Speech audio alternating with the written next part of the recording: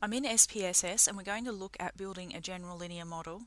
I'd like to start off with a very simple model, and this is to explain the concepts, and then we can look at building a full model if you're keeping up. Now, to explain the simple model, I'm going to start with a graph. Now, we've already looked at doing scatter plots in regression where we have one variable plotted against another variable, such as cholesterol versus weight. And this time what I want to do is I want to colour by a third variable, so I want to include some group information.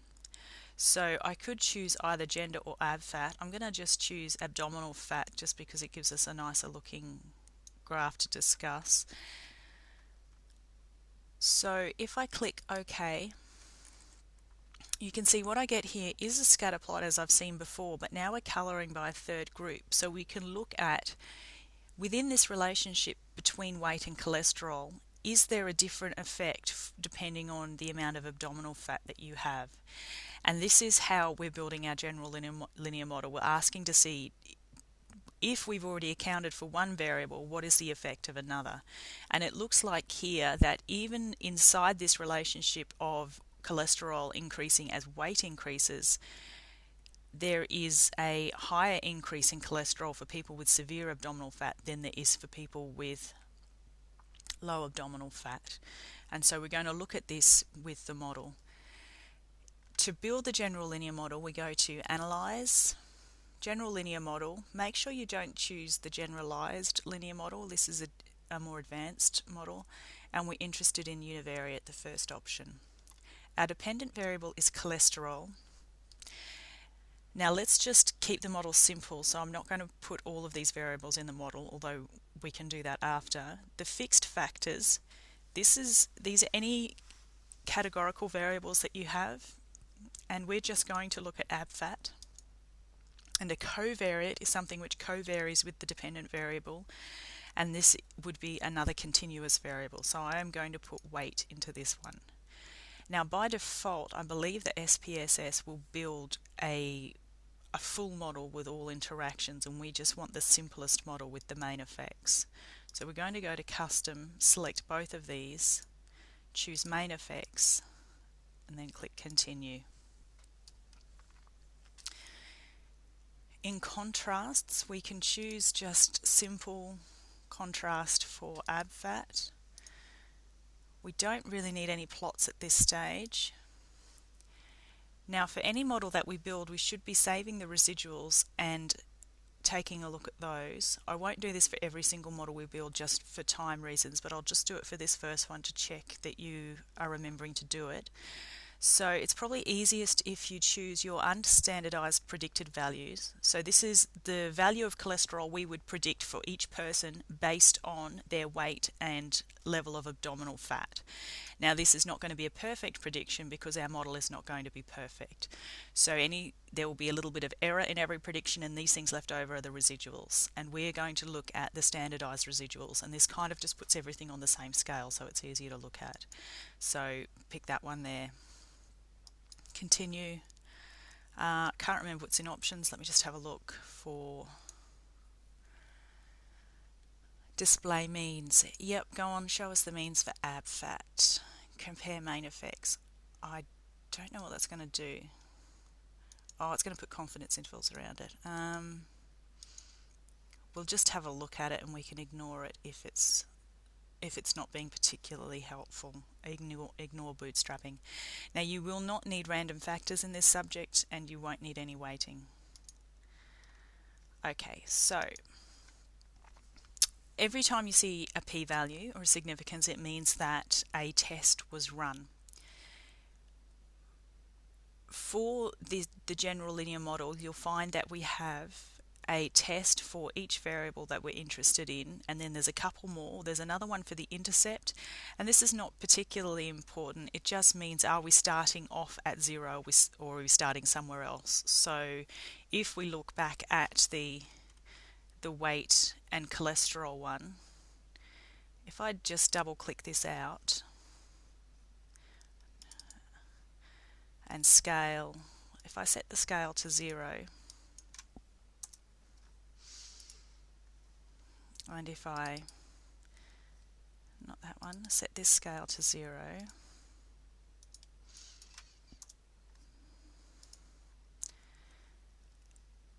And the intercept means, is it crossing, is the model that we're fitting going to go through the 0 point when it comes through the y-axis here?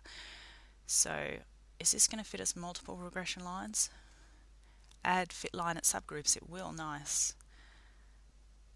So what this is doing is essentially adding a separate regression line for each level of abdominal fat, and you can see that none of them are going to start at the 0 point, and that's all the intercept is telling us in that output, and we're just fitting straight lines here. And it does look like we do need an adjustment for each level of abdominal fat, which is essentially what the model is doing. So let's close out of that, and we can come down back to our analysis here. So the intercept, the null hypothesis for the intercept is that it is 0. We've got very strong evidence against that, and therefore we can assume that the intercept is not 0. Now normally you don't need to worry about this because no one is too concerned about predicting the cholesterol at the 0 mark, because there is no person which weighs 0, so this is not a prediction region for the model anyway. Abdominal fat. Now this is a variable which has 3 categories. The null hypothesis is that there is no difference in the means for the 3 categories. We have got very strong evidence against this, and therefore we conclude that there is a different effect of abdominal fat on cholesterol for each of the categories. Well, at least one of them is different, and then we can come down and look and see what those differences are in a minute. From the graph, we would expect that each level is different from the other, that with increasing abdominal fat we're getting increasing cholesterol. But it's possible that 2 of them would be the same and just one of them different. Weight. Now weight is a continuous variable, and so the null hypothesis here is that the slope of the line is 0, and we've got very strong evidence against that, and so there is a relationship between weight and what are we looking at? Cholesterol. So we've got very strong evidence that both abdominal fat and weight are important in predicting cholesterol levels.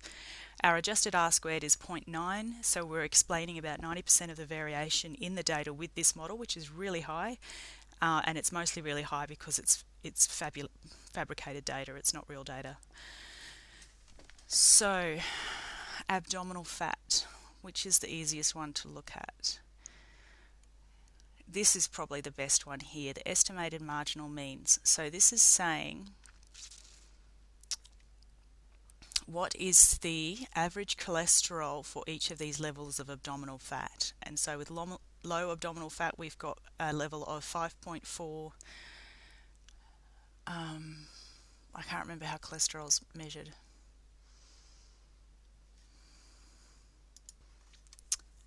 I think it's milligrams per deciliter of something or other. I'm not a medical person, but you can look up how cholesterol is measured. And so we've got very low levels to very high levels on average for the different levels of abdominal fat. That's probably the best one to look at, that box there, and safe to ignore the pairwise comparisons.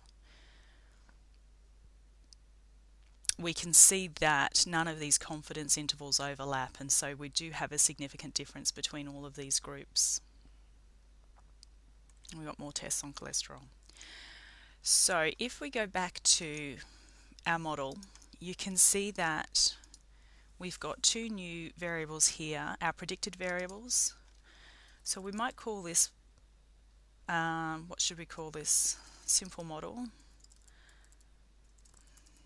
If you run several models together, you're going to get lots of outputs for predicted and standardized predicted values and standardized residuals, and you'll lose track of which ones go with which model.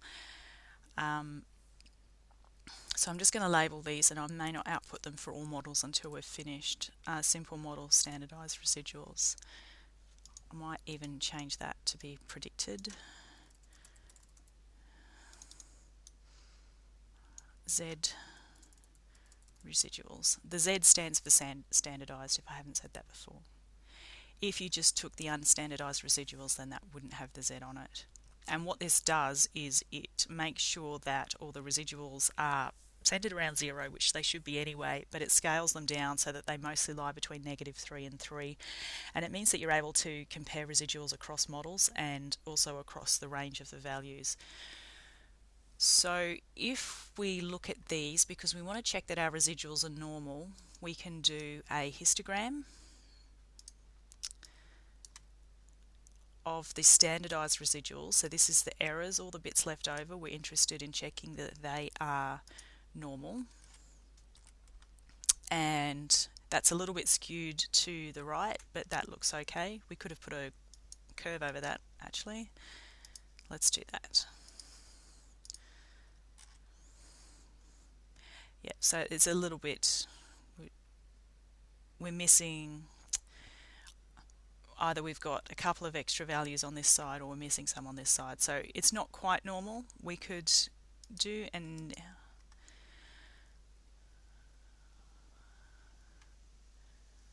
just wondering if it'll give me a normality test, a PP plot for the standardized residuals, test if it's a normal distribution.